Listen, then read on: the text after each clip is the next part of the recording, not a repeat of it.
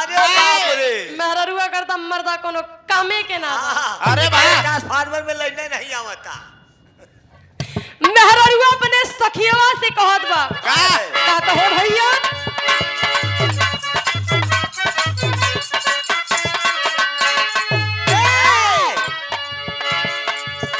अरे हिले के पलंगिया तर हो हिलता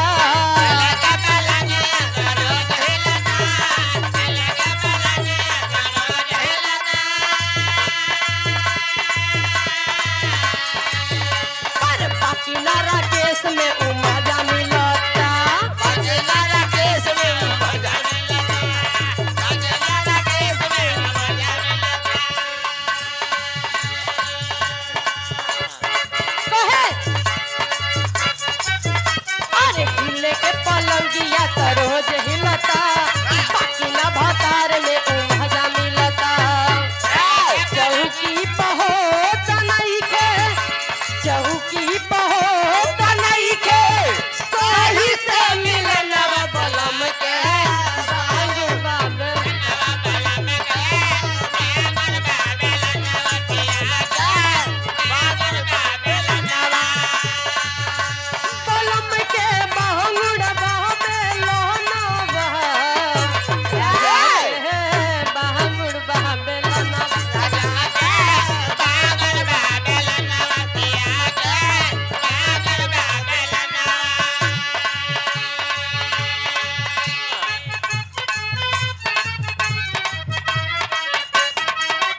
पैसा लगा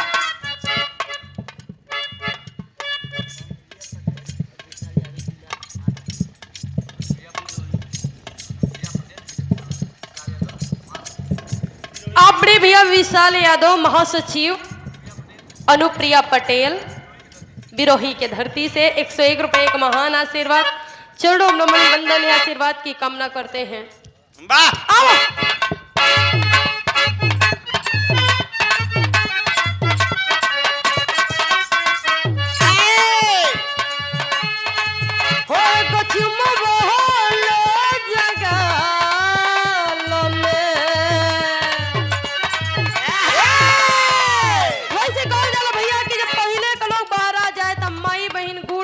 खिया के जतरा बनावे आज वाली तो सीधे कहियन की तनी जाए से पहले खा लो उठलाली में रोटी बोर के ए भैया पहले के लोग कवाई के चांद के पार चलो लेकिन आज वाले कहियन की सैया मोरा धो के कोरा घोड़ा पर चढ़ाईबा का और एके रात में चांद के पार ले जाइबा का बारे जमाना कैसे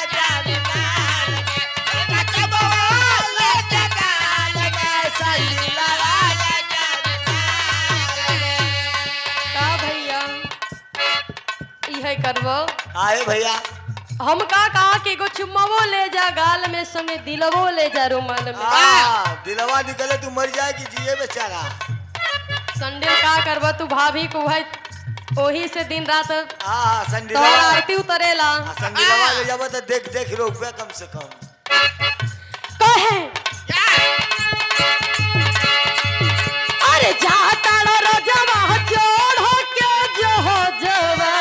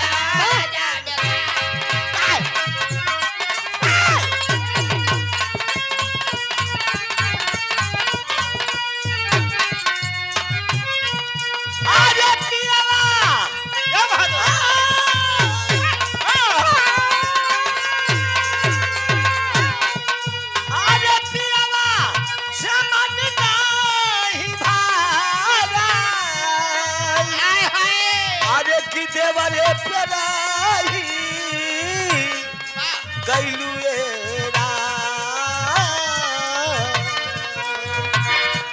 आरे जाए सत भतरी बहुरिया आरे जाए सत भतरी बहुरिया तो करमी चबाही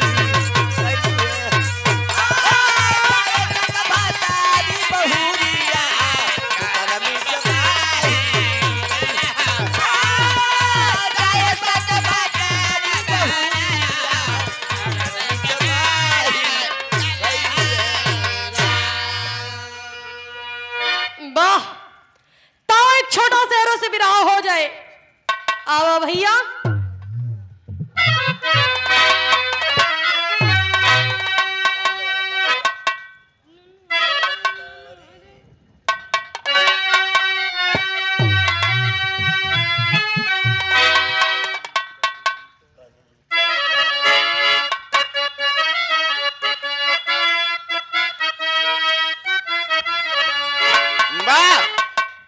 वाह। वैसे भैया कहल जाला कि संसार इतनी मोह माया से भर गईल बा कि लोग दूसरा के मोह में आके खुद के परिवार के ना चिन्हले। लेकिन कहल जाला भैया कि हमार विरह उस सामाजिक विरह बाटे, अगर आप दिल दिमाग लगा के सुनब तो जरूर आपके एक न एक सीख जरूर मिली और ये सीख जरूर आप लोग के जिंदगी में काम दे। कैसे भैया?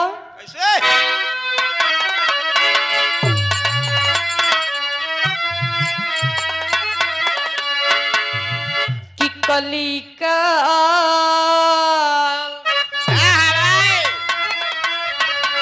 कि कली काल की हाल बद से है बात,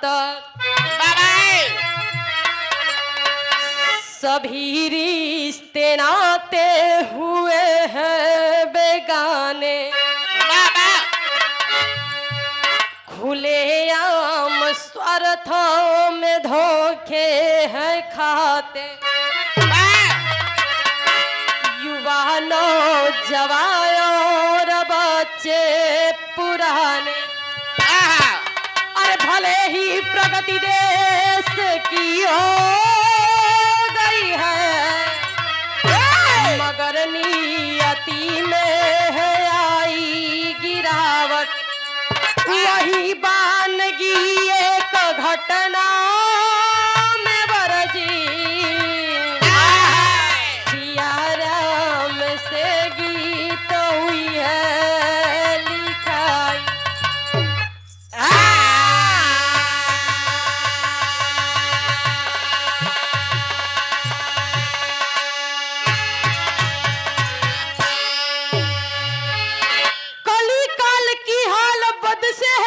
सभी रिश्ते नाते हुए हैं बेगाने, यानी कलयुग में रिश्ता नाता भैया सब बेगाना कर देत बा।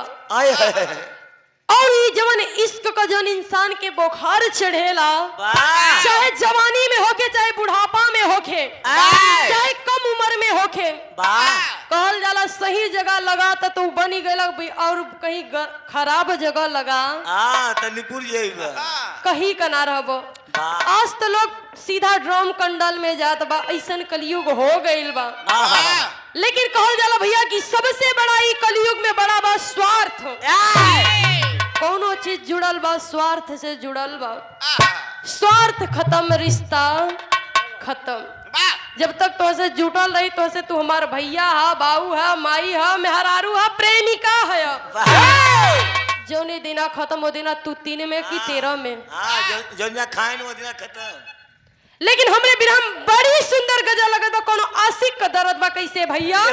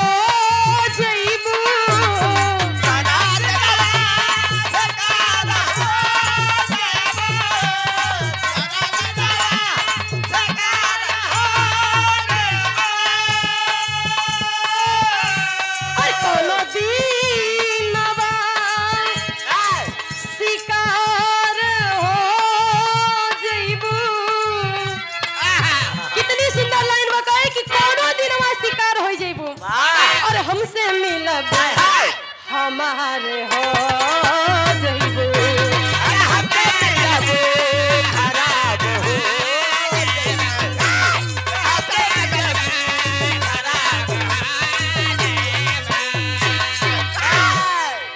कहे हमसे मिलबू हमार हो जइबू हमसे मिलबू खराब हो जाइबू। उ कहे भैया हाँ, जब एक नाम नहीं हो जाए तो दूसरे कहाँ जाबू। हाँ ये बात सही बा कि तू इतना खराब है गाना का लाइन बता। लेकिन बड़ी सुंदर भाव में संकेत करो दानी इन कलियुग के देखते हुए कैसे भैया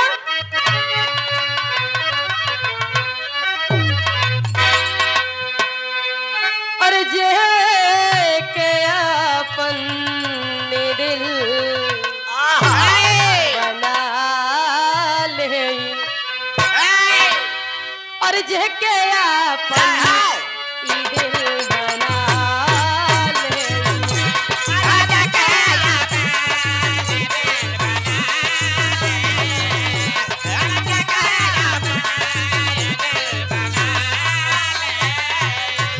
और जे के अपन ई दिल बना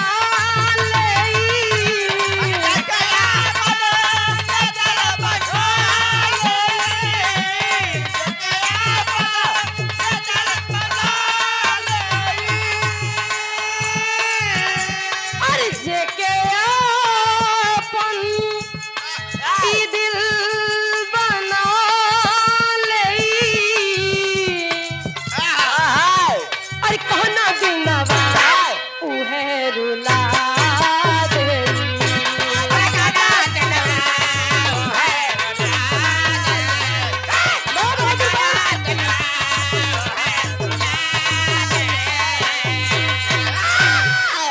कहल जाला कि संसार में जे कि तू सबसे ज्यादा प्रेम करब सबसे ज्यादा लगाव रखब वह धोखा देता। जेकरे प्रति सबसे ज्यादा वफादार होब भैया प्रेम में ही ना बाटे और एक रिश्ता में बाटे चाहे कोनो रिश्ता होखे तुझे माँ सबसे ज्यादा वफादार अब वो रिश्ता खून के या शुरू लाई वह तो धोखा दे के रोलावता बहुत ज्यादा न रो पैबा न हंस पैबा न जी पैबा न मर पैबा हाँ। ऐसा हाल हो जाए लेकिन कहानी की शुरुआत हो गई भैया कैसे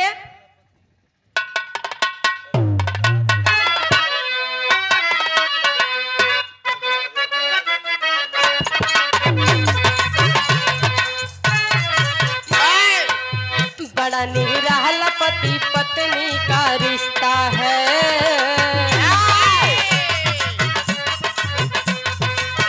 पति के लिए पति होता फरिश्ता है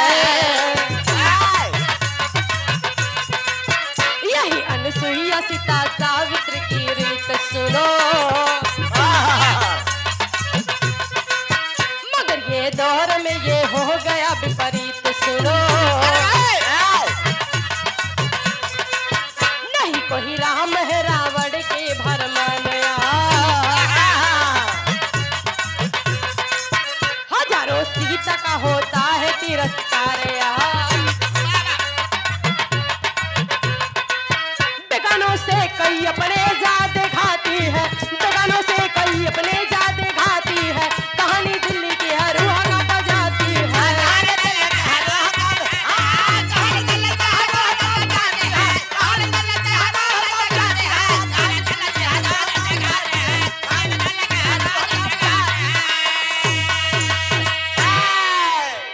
कहल जाला कि बड़ा निराला पति पत्नी का रिश्ता है पत्नी के लिए पति होता फरिश्ता है ए भैया बड़ा पवित्र बड़ा अनमोल रिश्ता बतावल गइल बा पति पत्नी के रिश्ता साथ चुटकी से नुरवा बतावत। हाँ भैया ई चीज के पवित्रता के प्रमाण माई सीता अनुसुईया सीता सावित्री देले बाड़ी लेकिन ई कलयुग में भैया न केहू राम बना के हो सीता ए भैया देखो कहल जाला कि अगर तू केहू के अंदर सीता का छवि ढूंढबो तो अपने अंदर राम का छवि रखो या तो कोनो लड़की राम चाहत बाड़ी तो अपने अंदर सीता के छवि रखा रखो काहे से भैया कहल जाला कि जैसन सोच रखबा वैसने तोहके हाँ मिली मिली। बाबू कहल जाला कि इंसान के नियत का भरोसा ना बा ना बाटे, कब केकर कहाँ फिसल जाए। अरे बप्पा रे अरे मास्टरवा के देख ले तू हाय दोनों नहीं के पीछे काहे पड़ा है। इनके पीछे तो फायदा बा हमें। लेकिन भैया कहानी पे गौर करेंगे कि कहानी दिल्ली के बाटे। वाह दिल्ली के रहे वाला अशोक कुमार, पत्नी के नाम मीनाक्षी, ई दोनों के दूगो औलाद रहलन वाह जेकर नाम बा अश्वनी और आदर्श। अशोक कुमार 38 और मीनाक्षी का 35 साल। भैया शुरुआती में बड़ा प्रेम रहे, बहुत अरे बाप रे कई थरिया में खाए हो एक दूजे के बिना लोग जी ना सकत रहे। लेकिन समय का बदलाव देखो, कहल जाला भैया कि समय बड़ा बलवान होला, वाह अच्छे अच्छे का औकात दिखा देला। काहे रे भैया तो यही से देखा भैया कहानी के शुरुआत हो गई, विराम गीत लगत बा। अरे वाह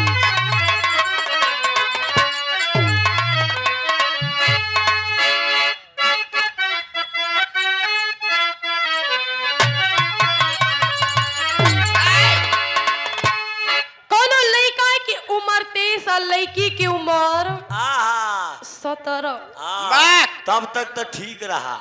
लड़किया का शादी सेट हो गई बा। वाह लड़किया भौजी से कहे ए भौजी हाँ हाँ सदिया सेट के लिए तनी देख ताक के सेट कर चाहत रहा। ए भैया लेकिन भौजी कहे तो के कमी का बा। हाँ जान तो कहना सेट कर रही, जान तो कहना सेट करत रही, काहे भैया वो कतौ रोज सेट रही। हाँ हो ये आम बात बा भैया, आम बात बा। एक जगह भैया अबे वो भैया बतैला ना कि ये ही चुनार का हाले का घटना बा कि लड़की माला वरमाला अपने प्रेमी के डाल देलस। हाँ भैया कहीं सुना था कि प्रेमी पहुंच के गोली मार देता हाँ जयमाल पर जयमाल पर। एक तो लड़की गजबे हो गई कि अपने प्रेमी के साथ हाथ पकड़ के भाग गई वही जयमाले पर से। काल नहीं देखे रहे लड़किया का, का लड़किया इतने बड़े के लिए लड़कवा खम्भा है। ए भैया देखो जब ऐसन जमाना हो गइल बा तो माई बाबू सोचत बाड़े कि कम उम्र ठीक लेकिन नहीं इज्जत जाइल जरूरी ना बाटे। यही से अपन माई बाबू कमे उम्र में बियाह कर देत बाहे। वाह तो माई बाबू भी गलत ना बनी। कहानी की शुरुआत में भैया बा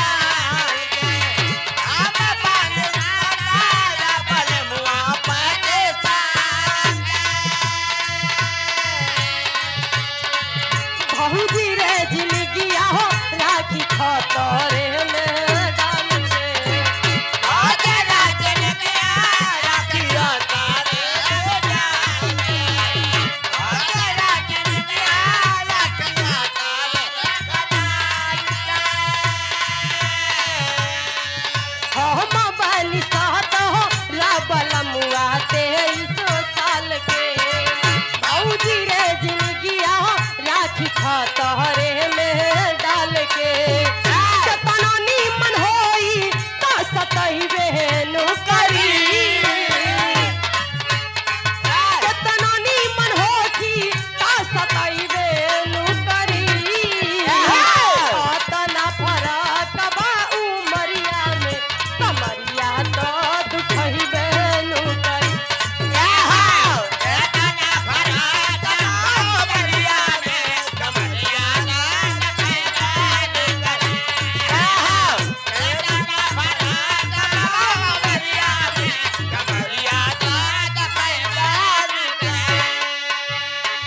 दिल्ली के निवासी भैया रहले अशोक हो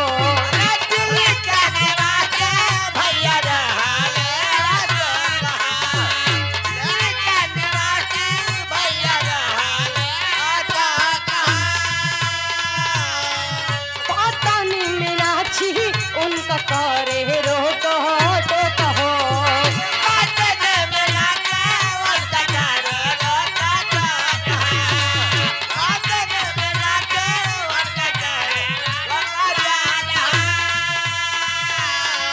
दिल्ली के निवासी भैया रहले सो कहो पतनी मीनाक्षी उनका करे रोक तो कहो कौन नहीं दोनों में लड़े ले हर घड़ी कौन नहीं दोनों में लड़े ले हर घड़ी लागल बाटे कुंभ के नहनवा नहाल जल कर जबरी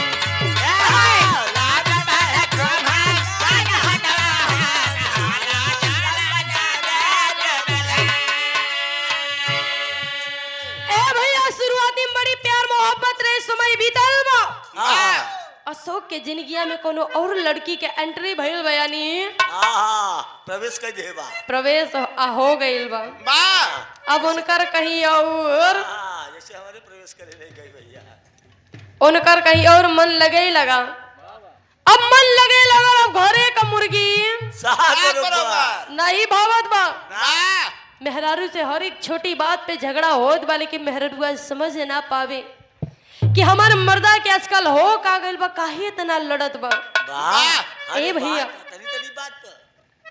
उ दिन भरे में कब मिनट मेहरारू से सही से ना बोले जैसे के छिवकी काटे ओ तरीके का खजुआवत रहे तब मेहरारू बड़ा सोच में डूब गए लेकिन वो इतना ध्यान ना दे कि काहे इतना मरत बा फिर ओकरे बाद देखा भैया ई कुंभ का मेला 144 साल बाद महाकुंभ लगन जमा लोग देश विदेश का स्नान करे गइलन कहल जाला भैया कि कुछ लोग भक्ति करे गइलन कुछ लोगन भक्ति के नाम पे कलंक रहलन वह कहानी बाटे और कहल जाला कि जब कुंभवा के मेलवा में भदगड़ मचल रहे कितना लोगन जान से मर गइलन कितना लोग बालू के तरे दब के मर गइलन ए बाबू ई खबरिया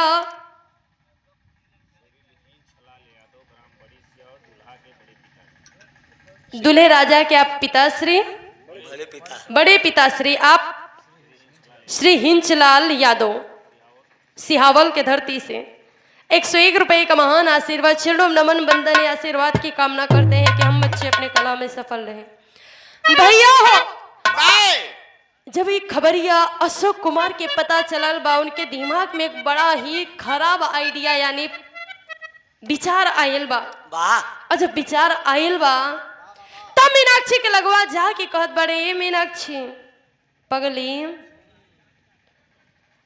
चलते आजकल तो के हम कतो घुमाए नहीं है चलते हम तो के कतो घुमाए लिया झगड़वा पटाई जाए मत हमने का आजकल कुछ दिना से बनत नहीं बाटे ए भैया इतनी बतिया कहलस मेहरुआ सोचत बा कि इनके हो कहाँ गइल बा आज सूरज पश्चिम से पूरब से पश्चिम उग गए कहाँ उगता है अरे वाह मेहरारू समझ ना पाए लेकिन कल जाला भैया मेहरारू मेहरारू होली मर्द के चंगुल में उ सब नहीं आवती बड़ी प्यारी होली अगर प्यार से तू बोल देब तुरंत तब मीनाक्षी कलश की का भेल से तो के कहाँ जाए के बा कहलन की पगली चल तो के कुंभ का मेला घुमाई ली आई तो के नहीं पता देखा थे इतना लोग आई के स्नान करत हैं कहते हैं कि जे नहाय लोकर पाप ही कटी जाई कहने से यह पाप अब कुछ नहीं होते अगर तुम्हार मन साफ बा तब ही पाप कटी अब कह कितना तू गंगा नहर तार पाप कटी कहने से अगर पाप के नाम पे कहो तो ना जब लेकिन मन के शांति खातिर कहो तो प्रयागराज जरूर चलब मर्दा का जैसा ही तोहार आदेश देवी जैसे कहू वैसे तनी सामान वामान बढ़िया पैक कर लेता कैसे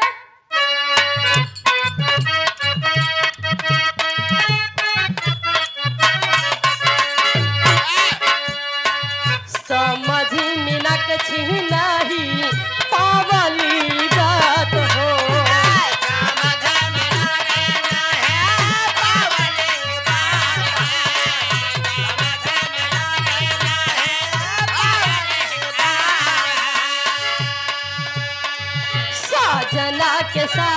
चलो भइली एक रात हो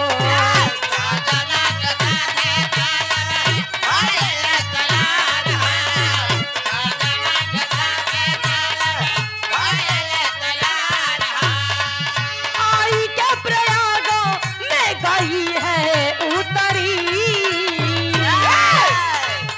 आई के प्रयाग में गई है उतरी लागल बाटे कुंभ के नहलवा नहाल चलो कहर जबरी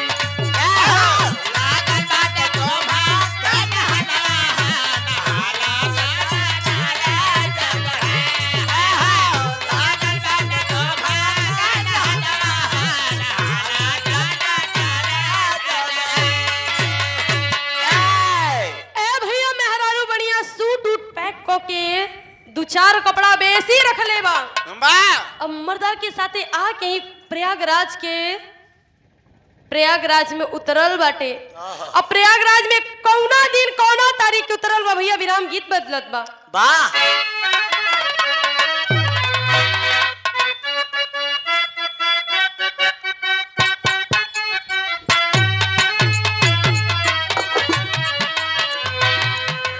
बड़ी सुंदर गीत की इशारा बा हाय हाय कोनो मेहरारू का मर्द बड़ा अड़भंगी बा वाह सावन के महीना में ले जात बा पूरा परिवार के दर्शन करावे लेकिन हाय हाय हाय दारू गाजा पिए वाह मस्त बा मस्त बा मेहरारुआ कहत बा के सुना घोड़ा पे चढ़ा हो जाना थी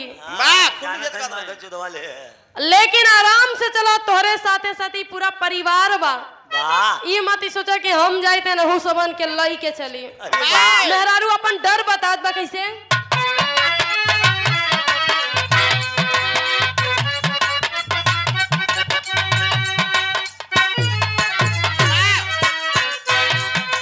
रोड पे कांवरियन का भीड़ लगल बा तानी चलावा तेज पिया ड्राइवर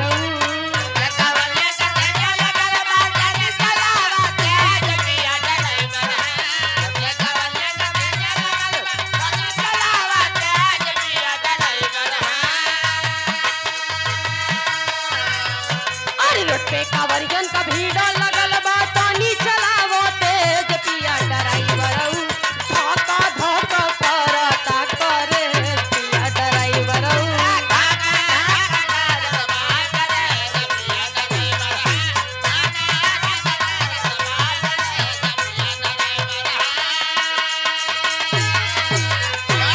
लेकिन कहना बा कैसे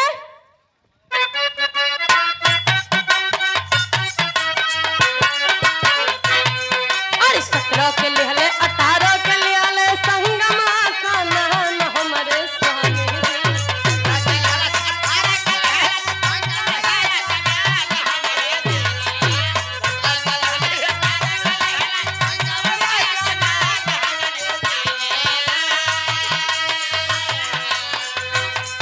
अरे 17 के अइले 18 के लिहले संगमा सनन हमरे स्वामी जी रहे खातिर तो जले ठीका हमरे स्वामी जी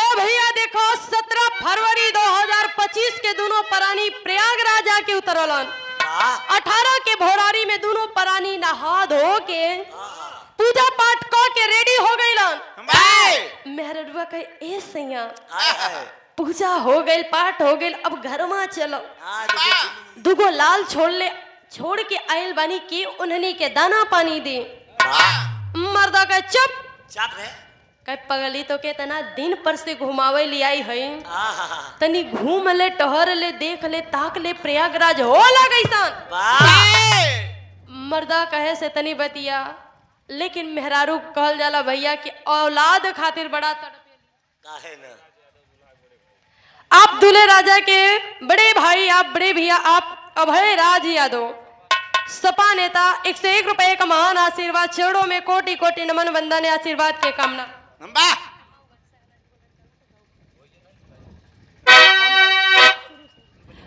ए भैया देखो जब मेहरारुआ मर्दा से कहस, मर्दा कहस के ना पगली घूम ले टहल ले तब जइबे।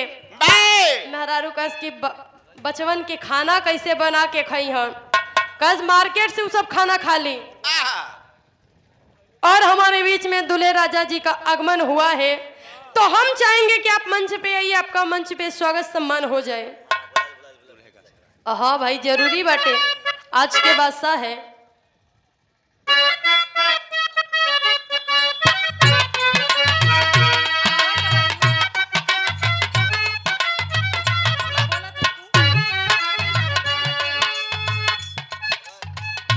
लेकिन कहानी पे गौर करेंगे भैया, आवे दो।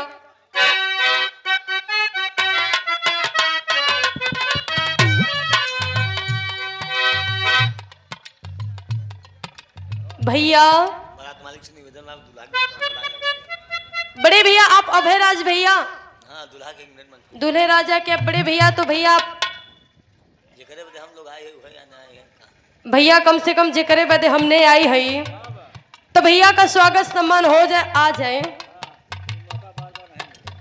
और भैया बिया बार बार करे ना आई हन, ओकरे बाद बुलई हन तब आवत।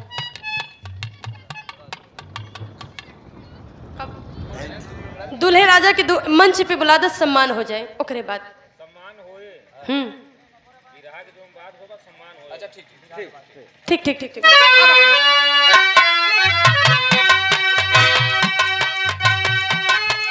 ए भैया देखो दोनों प्राणी कुंभ के मेला नहा धोगी स्नान करके रेडी हो गए। अब अशोक कुमार हेरा थे कि ठिकाना यानी आज रही कहाँ, तो मेहरारू के ले जाके कुंभ के चारों ओर दिखा देलन कि देख ले कुंभ में बड़ी भीड़ बाटे, रहे के कोनो ठिकाना ना बचल, कतो नोकल रूम देख के आज भर रही के बाद रही के चल दिया जाए। कैसे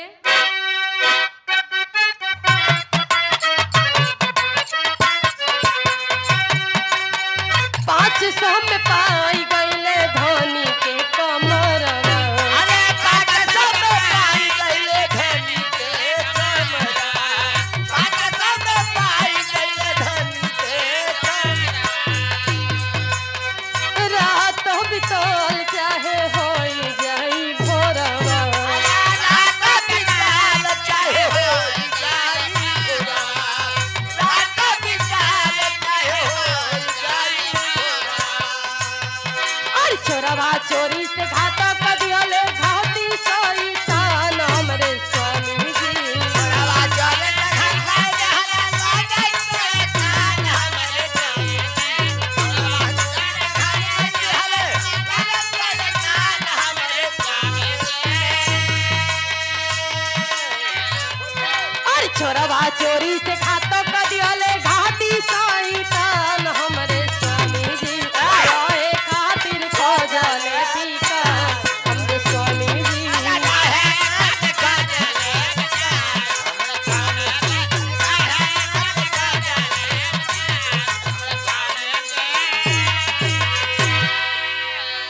ए भैया उनके 500 रुपया में एक नोकल रूम भेटाइल बा, और ले जाके अपने पत्नी के साथ एक रात वो 18 का रात बितावे के हो गइल बा।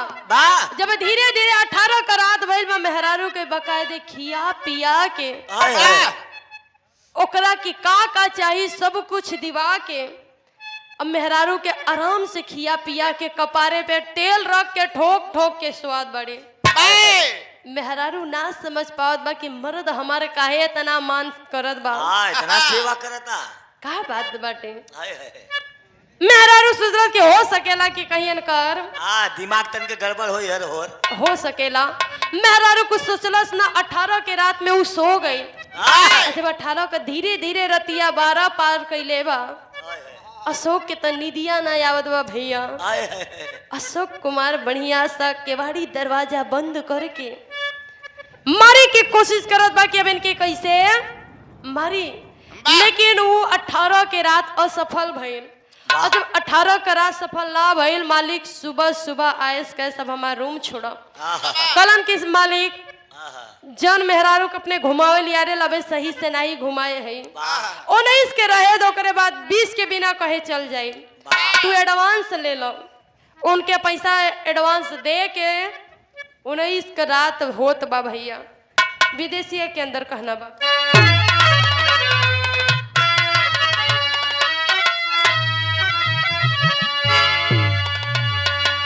कितनी सहरी पहर की रात अशोक मीनाक्षी साथ कि कैले बाटे गातो बात जाने ना जमाना कि बाथरूम में ले जाई निकाला चाकू कसैया हो कि मुहावा दबाई होते लगले पर होनवा कि बार कैले ताबुकू तोड़ी बांधी हाथ गोड़ावा हो कि छोड़ी के कमरवा में भागा सैतनवा कि मनवा गिरा के फोन कहिले ललनवा के कि बेटा तोरे मम्मी के चले ना ठिकानावा।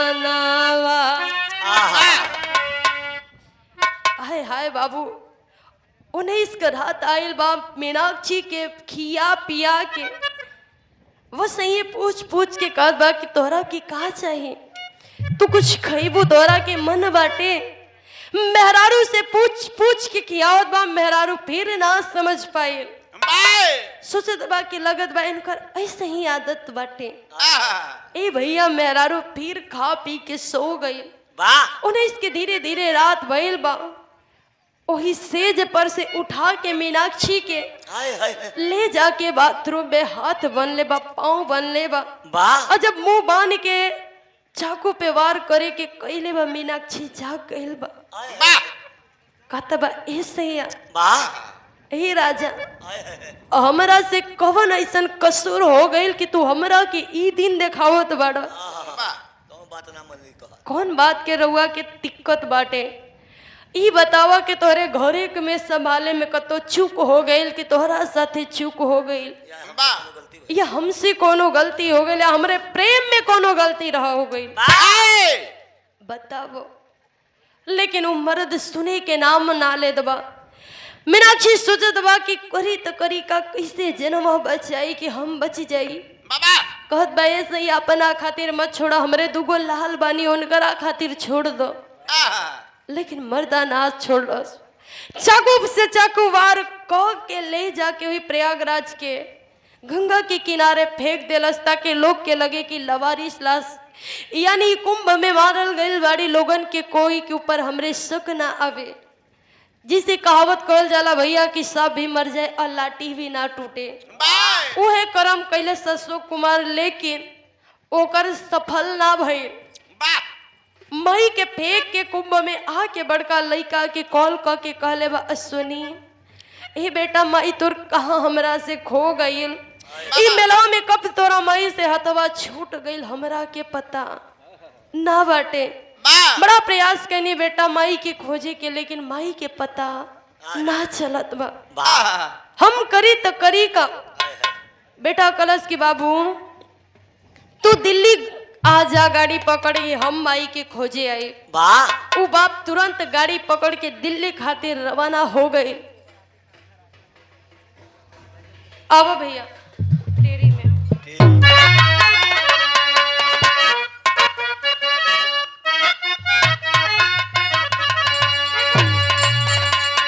कि फरी आई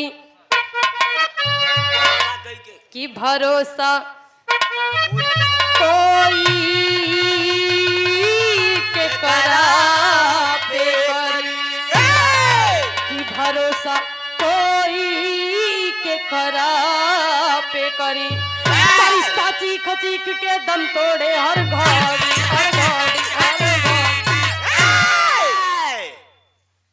कहल जाला कि भरोसा कोई केकरा पे करी रिश्ता चीख चीख के दम तोड़े हर घड़ी। ए भैया केहू पे भरोसा करा बड़ा ठोक के करो। कहल जाला भैया कि इंसान एक बार दूध से जरेला तो मट्ठा भी फूक के पिएला।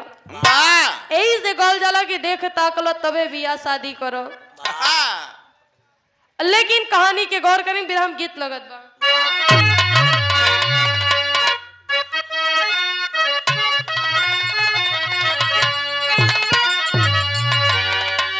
कि पतरा राम जी के कि पतरा राम जी के अरे पातर बा कमरिया हो राम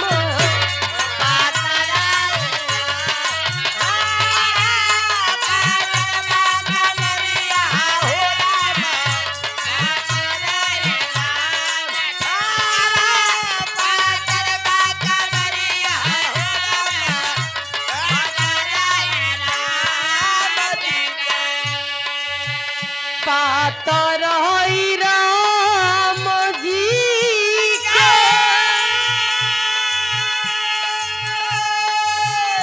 पातर बा कमरिया हो राम छोटे छोटे हथवा में छोटे छोटे हथवा में छोटा बाधनुहिया हो राम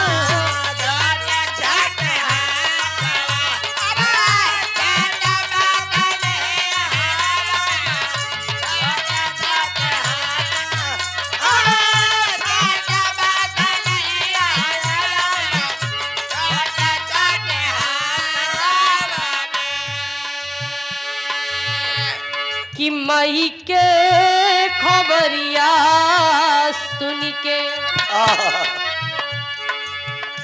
माई के खबरिया सुन के रोवे लाला लनवा हो राम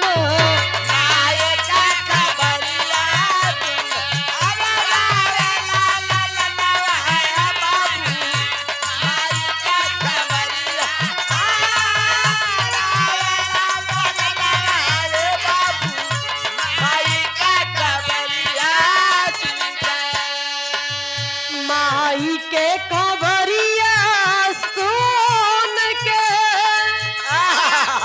अरे रोवे ललनवा हो राम मामा संग आई गईले मामा संग आई गईले संगम सननवा हो राम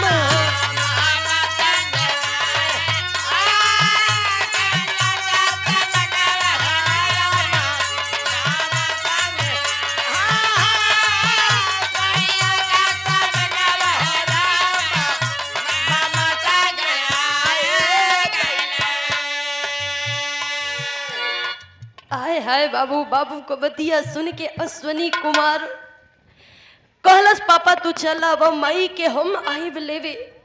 ए बाबू बाप पहुंच गए बेटा तुरंत दिल्ली से रवाना हो गए प्रयागराज खातिर। रास्ते में कॉल करके कहले बा मामा ए मामा मई बाबू स्नान करे कुंभ के मेला में गए रहनी लेकिन बाबू से हथवा माई को कब छूट गई बाबू के पता ना चलो।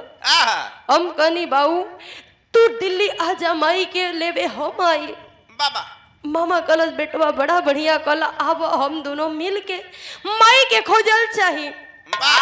ए भैया दोनों लोग आके कुंभ के मेला में चारों तरफ बड़ा प्रयास कैलन बड़ा खोजलन लेकिन मीनाक्षी देवी के कतहू पता ना चलल।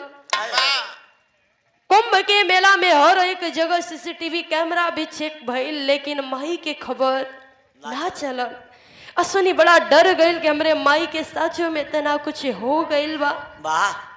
रोए लागल। मामा कलश बेटा रो मत, प्रशासन के पास चला, ओहिजा से खबर कुछ जरूर लगी।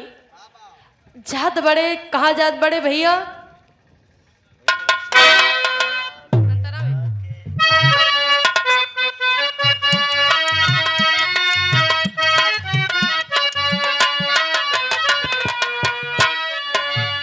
झूसी थनवा में जाके राह पता लिखाऊले।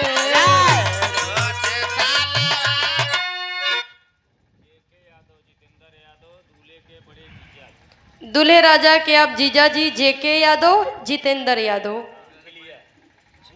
झिलिया के धरती, झिलिया के धरती से 101 रुपए का महान आशीर्वाद चरणों नमन बंदन है भैया। अब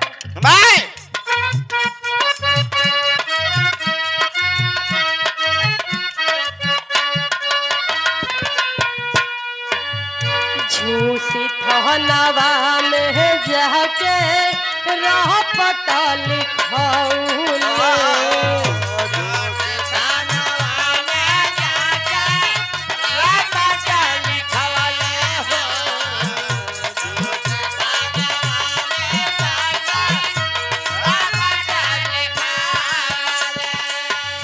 पोस्टमार्टम हाउस जा तू दरोगा बतावले हो, दरोगा बतावले।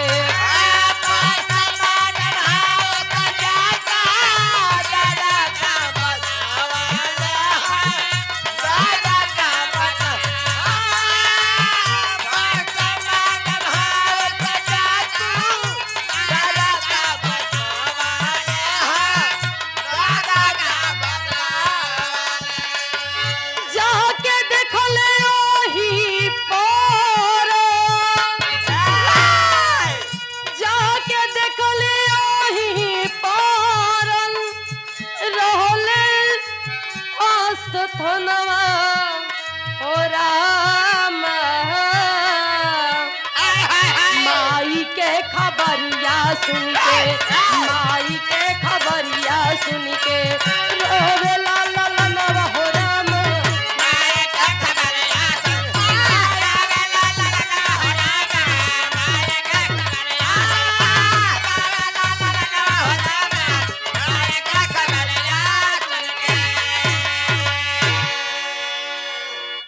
ए भैया ले जाके मामा के साथे झूसी के थाना में जाके FIR दर्ज करैले बा।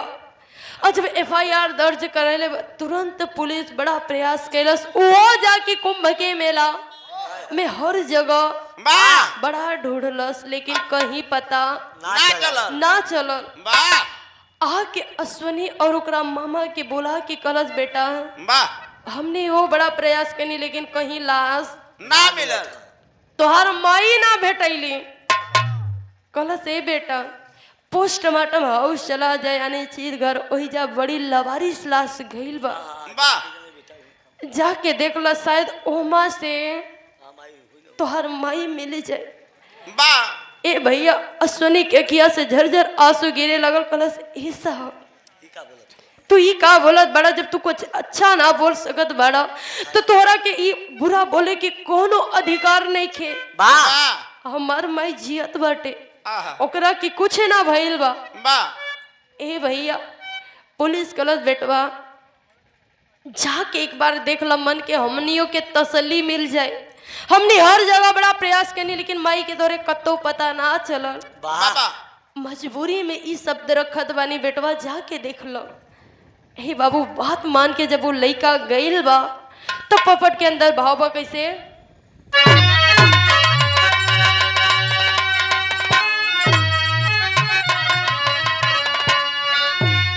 अरे लाश देखा या समनी चक्कर हाई संगम नगरी में। अरे लाश देखा या समनी चक्कर हाई संगम नगरी में। उठा के गोदी कहले माई माई संगम नगरी में।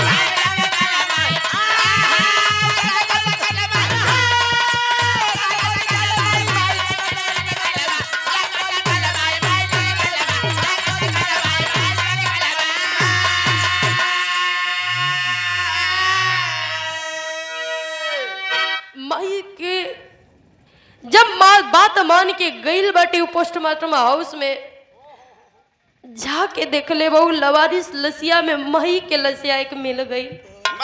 अच्छा मही के लसिया मिलल बा भैया, बेहोश का के गिरल बाटे और धरती पे अच्छा फिर उठल बा। माई के लसिया अपना गोदिया में रख के कहत बा, ए माई उठ ना रे, ते तो आई लले पापा के साथे प्रयागराज घूमे। अगर हमनी के पता होत कि तू घूमे के संति हमनी के छोड़ के चल जाती, तोरा के कबो ना जाई देती, लेकिन तोरा के उठे के पड़ी, हम उतना दूर से आइल बानी लेवे। कैसे भैया?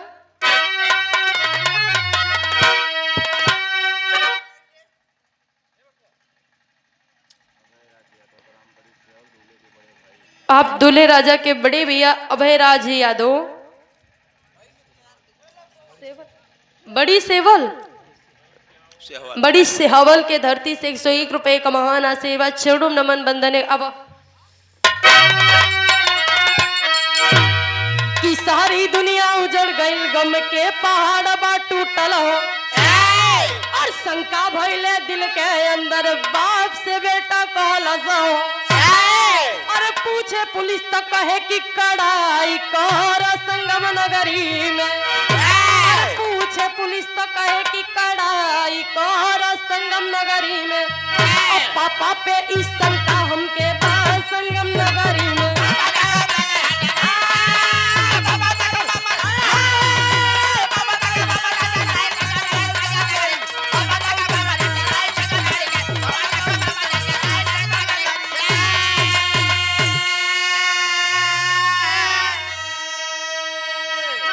कहे माई हमनी के दुनिया वीरान क के चल गई रे, हमनी के तो अनाथ क के चल गई, हमनी के देखी के खाना पीना दी रे, के खाना पीना दी, के करे सहारे जिया।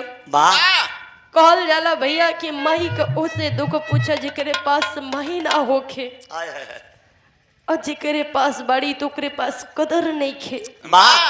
अश्वनी माही के लसिया उठा उठा के खूब रोवत बा, लेकिन माही उठे तब तक, माही जीवित रहे तब तक उठे।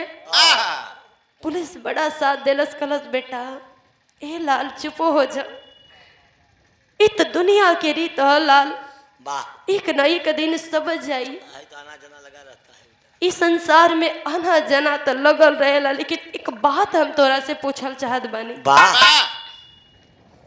सुनी असुआ ना समार पावत बा, कहत बा का साहब हम तोहरा के कहा बताई, हमरा पास ए टाइम बोले कि कोनो शब्द नहीं खे, लेकिन पुलिस कलस बेटा हम कुछ गलत ना पूछतानी पगला, ई पूछल चाहत बानी कि तोरा घरे से कोनो दुश्मनी केहू के रहे या कोनो झगड़ा लड़ाई चलत रहे, लोग दुश्मनी निकाले खातिर ऐसन तक हद तक गिरेलन। अश्वनी कलश के ना साहब हमने बड़ा साधारण परिवार से बानी, हमने के केहू से कोनो ऐसन रिश्ता ना रहे, कोनो ऐसन बात ना रहे, लेकिन वो पुलिस कलश बेटा बताव, अगर तोहरा पे केहू पे भी थोड़ा शक होखे तब वो बतावो, कुछ दूरी तक सोच ले बेटा, कुछ थोड़ा दूरी तक थोड़ा दिमाग लगावो। अश्वनी के हिम्मत गवाही ना देत बा, कहत बस साहब हमार दिमाग दिल सब खराब हो गए बा, हमार खुदे जिए की हिम्मत ना करत बा। हम अपने बाबू से वादा करके आयल बानी कि बाबू माई के हम लेके आए, लेकिन माई के कहा लेके जाए, माई हमार तो सुत गइल बिया कि जब उठे के नामे ना लेत बा, का करी। लेकिन तब पुलिस का लेबा बेटा तोरे माई का हत्या, तोरे माई का ऐसे ही जान ना गइल बा, तोरे माई के मर्डर भइल बा बेटवा, बड़ी चाकू से वारक भइल बा। ऐसे पूछत बानी के माई के बतावा कोनो बात होके तब वो बतावो। इतनी बतिया सुनते मान ओकरे दिमाग में आयल बा कि बाबू माई में बड़ा झगड़ा होके, लेकिन काहे होके ओकरा के ना पता रे कलश की साहब हमरे माई बाबू में हमेशा झगड़ा होके, छोटी छोटी बात पे झगड़ा होके, लेकिन वो झगड़ा काहे होके हमने के ना पता बा। ए भैया इतनी खबरिया पुलिस पहले बकले बा बेटा तू अपन एड्रेस दो, दिल्ली के अपन पता दा, तू कहाँ के रहे वाला बड़ा सब कुछ दो। सुनी सारा एड्रेस दे ले बा। अब पुलिस कले बा बेटवा तू अपने माई का लाश लेके आवा, हम तनी काम बा तारे बाबू से मिल के आवत है बाबा। कैसे भैया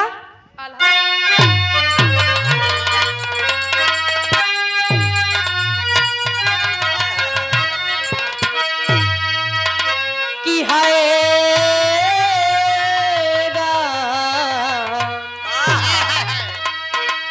कि चोरी हत्या पाप के तनो पर चुप चाप भैया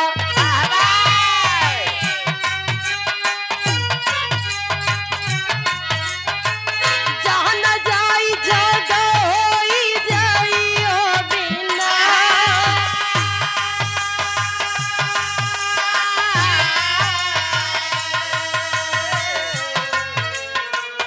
कोई के भी साथ हो जब धोखा तू कमैबे बाबू।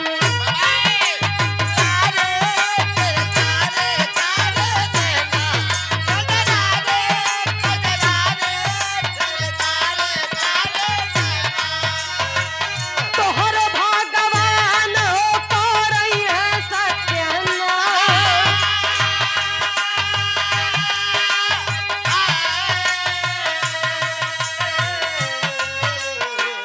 कइले कड़ाई जब तो सासुना के लोगवा पंचो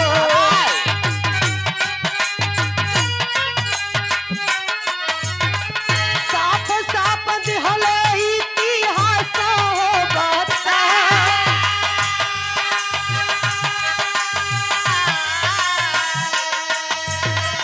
प्रेमिका के फेरा में दुनिया उजड़ लिया अपन। लेकिन सब व्यर्थ होई गइले पर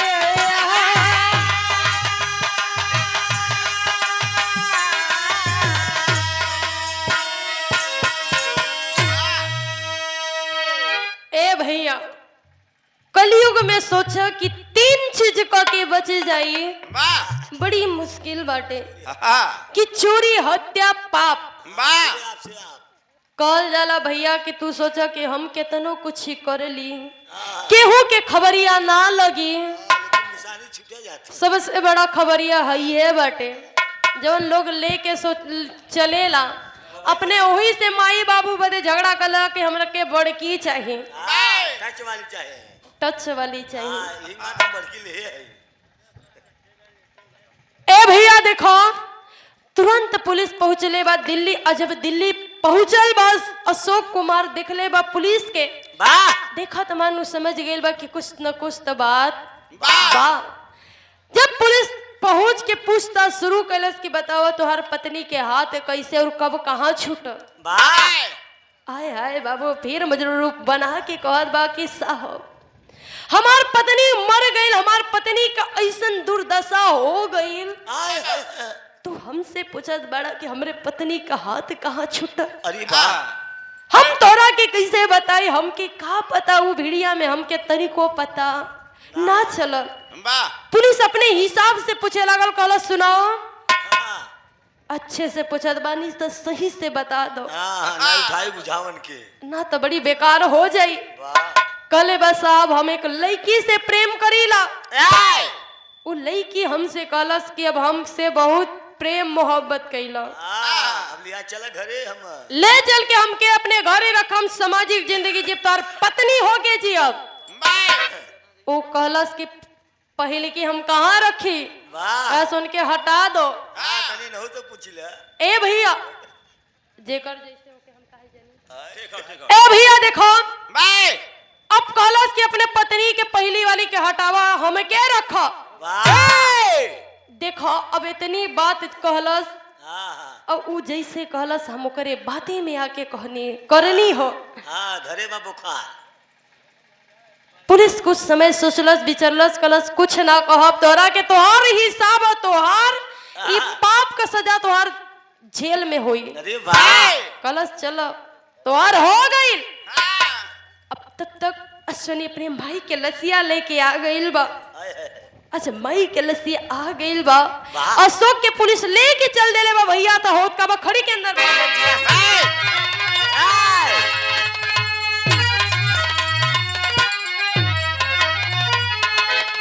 अरे बेटा माई का कैले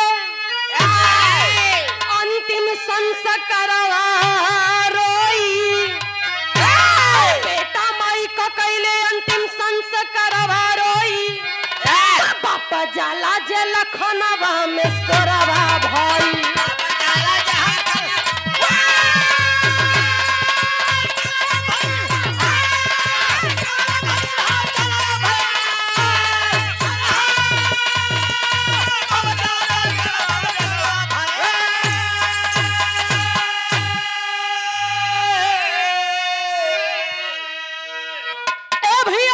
पुलिस जब लेके चल देले अशोक कुमार के माई के लसिया के अंतिम संस्कार करत बा अश्वनी। अश्वनी जब सारी बतिया जनले बा ओही टाइम ओही समय वो बाप से सारी रिश्ता नाता तोड़ देले बा। कहले बा आज से तू ना हमार बाप बड़ा ना हम तोहार औलाद बनी। तोहार हमार रिश्ता ही जैसे सारा खा समाप्त। वो टाइम समझ में आइला अशोक कुमार के जिंदगी का असली जिंदगी का होला बाबू। कल जाला इंसान थोड़ का खुशी पावे खातिर ढेर का खो देला। अशोक कुमार सोचत जात बा कि का हमसे हो गई। हम गइल रानी मेहरारू के पाप काटे खातिर कर रही चल पगड़ी नहा ले पाप कट जाई। लेकिन उसे बड़ पाप कह के आइल बानी की मर जाई। हमार खुद का औलाद रिश्ता नाता तोड़ देले बानी। कबो हमके देखऊ ना इहन की सड़त आनी की मरत आनी की गलत बानी। आओ भैया कि अपने परिवार साथे धोखा जे कमाई हो ओकरे दुनिया में कबो होई ना भलाई हो।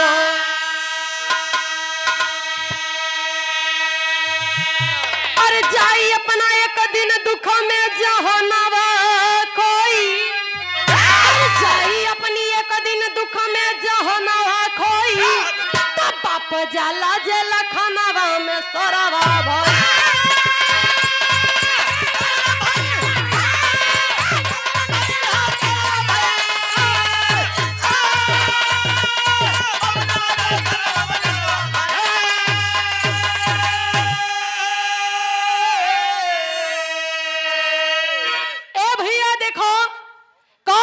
संसार में अगर अपने परिवार के साथे धोखा कमैबो धोखाधारी करवा तो तू कत्ताऊ का ना होबा। धोबी का कुत्ता ना घाट का ना घरे का मन शांति से। और एक बात तो के बताए का सही इंसान का अगर एक बात बताई भैया तो कबो देखा ना चाहेला। एक इंसान का खास बात बताओ थी अनुभवी बात बताओ थी। सही बात कॉल जाला भैया कि देखा एक अच्छा इंसान का पहचान होला। वो अपने मेहरारू के चक्कर में ना प्रेमिका के दुख देला ना प्रेमिका के चक्कर में ना मेहरारू के दोनों के खुश रखेला। दोनों के रखे खुश। तू एक पलरा पे है नहीं है तू लोटा है ढंगवा तो रहो। और बाद भैया कहलन कि आजकल मेहरारू दूधू चरचन लइका कमाई भाग जाते भगावे वाला दूधू चरचन लइका का बापू है। ऐसा पैसा ही देवर काहे भागे ऐसा नहीं बाप। ए भैया हमारे कहानी की समाप्ति अगर सही समझ में आई हो कि तो भैया इकट्ठे रख अगर दुआ उठे रखा तो दोनों के खुश रख। कैसे रख गिनाओ के गिनाओ के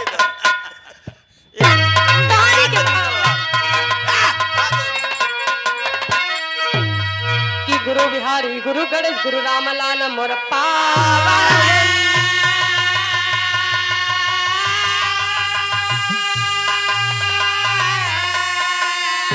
और कथन करे कवि राधे श्याम सुरेंद्र राम आधारो